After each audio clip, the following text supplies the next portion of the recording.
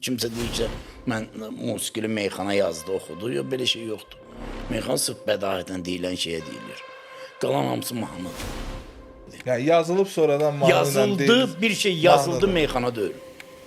Ya onda belə çıxır ki, tamaşaçı meyxanaçıya lazım olmadığı dəyəri verib də. Dinləyənlərin aküsü o deyil. Savadsız. Nə sadəcə orada bir nəsə deyir.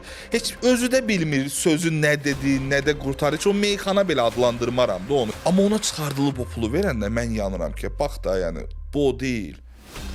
O qədər başqa söz deyən sahələr var ki, müəllimdən də, meyxana deyəndən də qat-qat çox qazanırlar. Ümumiyyətlə yaşadığımız cəmiyyətin meyxanaya yanaşmasında hansı qüsurlar görürsünüz? Başladı meyxana deyən publikaya işləməyə. O da meyxananın uçuruma apardı.